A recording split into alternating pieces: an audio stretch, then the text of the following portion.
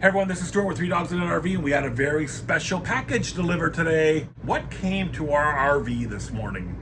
Well, technically this afternoon, but what arrived today? All right, we got this big gray box, and it looks like it's from Elon Musk. So we're gonna take this thing apart and have a look at it, and maybe even get it set up today, and walk you along the process. All right, we're starting to unbox the Starlink here. So obviously we got all the components for the stand here. We'll get all this unboxed, and then we'll see how we get all this hooked up. So here's the instructions. Basically, it's that simple, 3 drawings.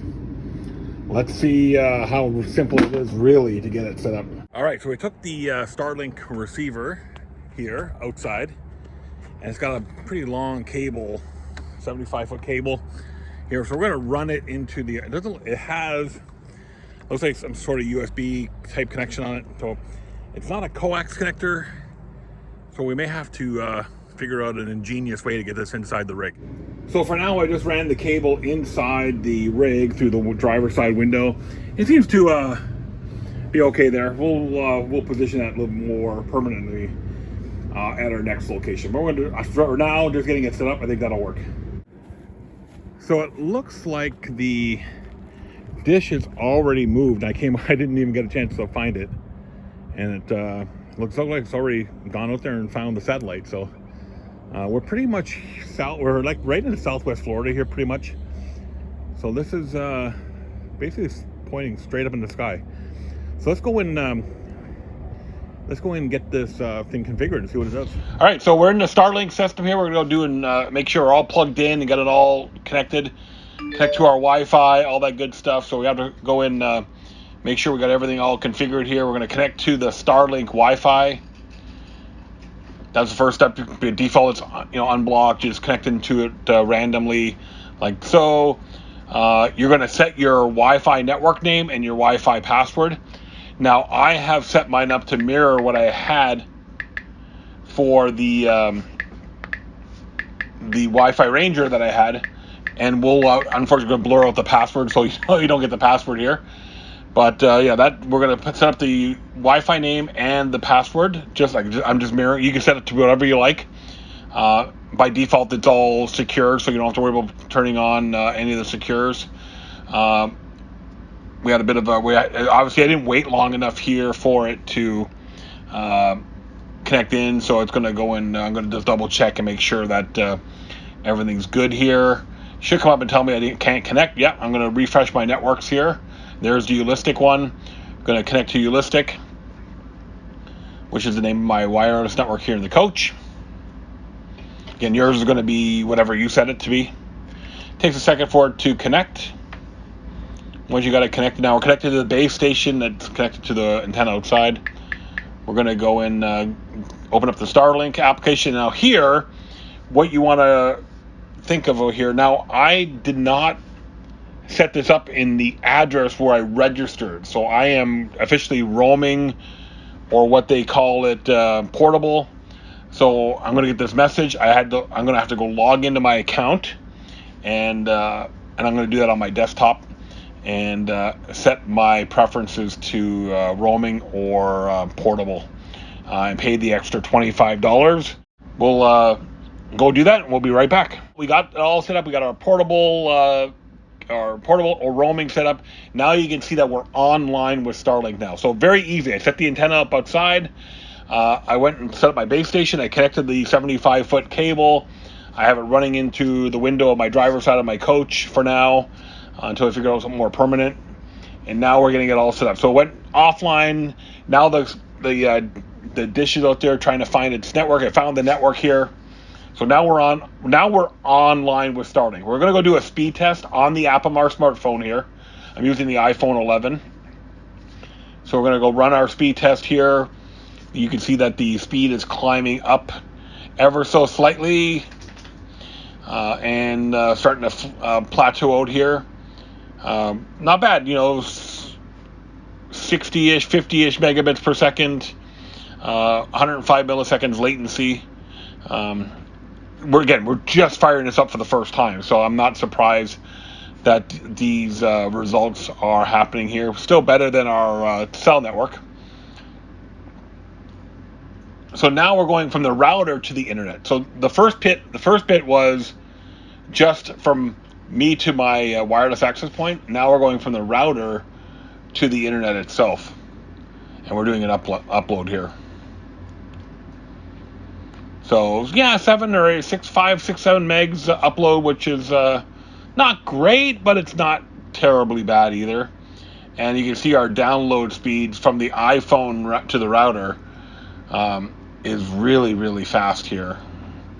We're closing out 500. No, this is our wireless network in the coach here. So we're going from the router to the iPhone, which I'm expecting to have these great results. Again, not bad at all, for our wireless network. Of course, the slowdown is going to occur from the dish up to the satellite and then back down to the ground station, and then wherever it needs to go from there. Remember, when we're firing, from on the Starlink, is we're going from our dish, either on your coach or on the pedestal side, up to the satellite, back down to the one of the 9 ground stations or pops that they have, and then it's going out on the network from there, coming back to that pop, one of those 9 pop sites, up to the satellite, back down to your ditch. So there's a little bit of latency in there, but I think we'll be okay here. All right, so I'm in the office setup here now, and Missy's grabbing the growly one, and I'm going to go and do a screen share on my computer here as well. And let's see, speedtest.com. Or is it speedtest.net? Let's see, speedtest.net. Let's try that. There we go.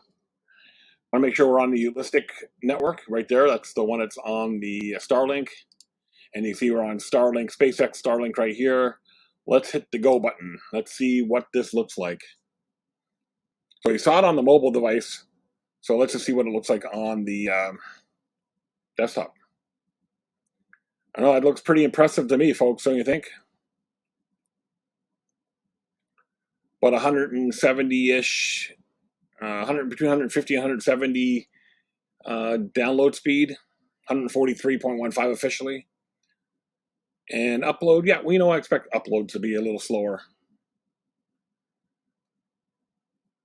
But and Missy's got a phone call coming up here, so we're going to see how well that does.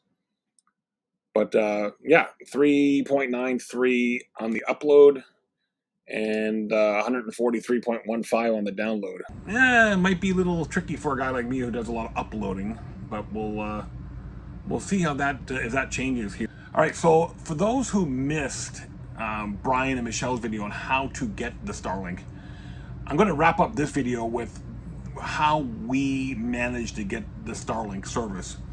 So I'm going to go into starlink.com, and I'm going to sign out of my account on here, just so I'm like a brand new account, right?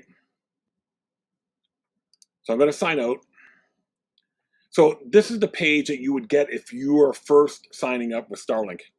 So I'm going to put my address in right now, 1847 5 Ash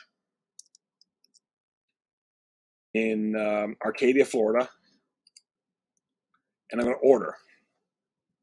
Now, you'll see here that I can't order it right now. I'm going to go on the waiting list for $99 a month. So what the trick is, what I learned from watching Brian and Michelle in their video, which I'll link to in the description below, is you got to go and find an address that doesn't that has service. So it's a kind of a trial and error.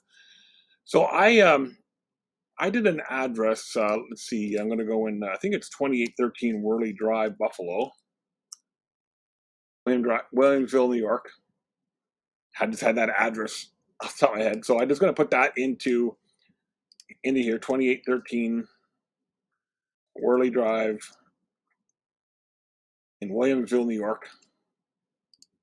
Click on order now. Now this is the one I use. So by the time you watching this, yeah, see when you get this, that tells you that you can order it. So when you go ahead and order it, after you order it and you pay your $705.79, then you log into your account and you change the shipping address to be where you're at now.